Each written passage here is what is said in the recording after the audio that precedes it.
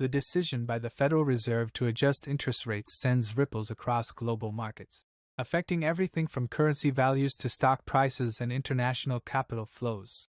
Understanding these movements requires examining historical patterns and the fundamental relationships between monetary policy and economic activity. When central banks lower interest rates, they essentially make borrowing cheaper throughout the economy.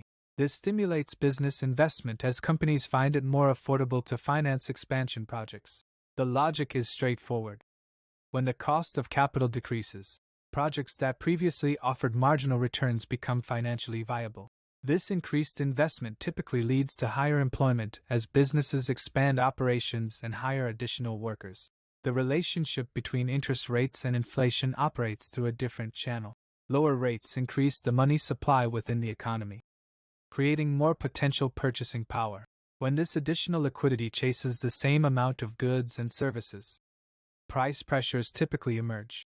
However, this dynamic primarily functions in the short term, while long-term inflation trends tend to correlate more closely with broader economic cycles. Historical analysis reveals that significant rate-cutting cycles generally coincide with economic contractions. Examination of the past half-century shows that major reductions in the federal funds rate typically occurred during recognized recessionary periods.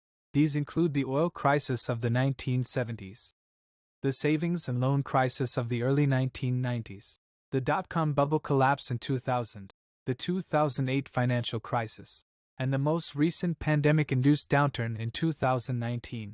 During these periods, certain asset classes demonstrated consistent behavior. Equity markets, commodities, and real estate generally experienced declines that align temporally with economic contractions.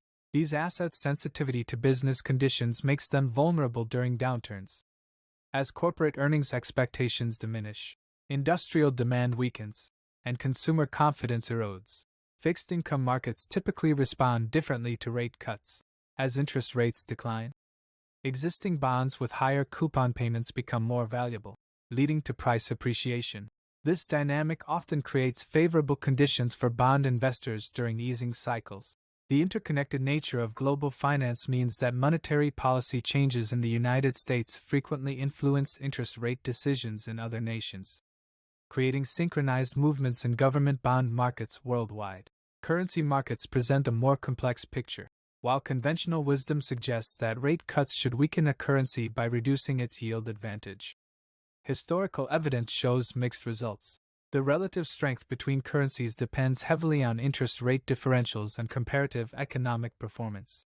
During some easing cycles, the U.S. dollar has actually appreciated despite rate reductions, particularly when other central banks were cutting more aggressively or when global uncertainty boosted demand for dollar-denominated assets. The timing of market movements relative to policy changes reveals another important pattern. Financial markets typically anticipate economic developments, often beginning their decline before recessions are officially declared and starting their recovery before economic data confirms the turnaround. This forward-looking nature of markets means that by the time economic weakness becomes apparent in official statistics, substantial repricing has often already occurred. Current market conditions suggest investors are again weighing the implications of potential rate cuts against the backdrop of mixed economic signals. Employment data has shown some softening, while other indicators continue to demonstrate resilience. How these competing forces resolve will determine whether the next rate-cutting cycle represents a minor adjustment or response to more significant economic challenges.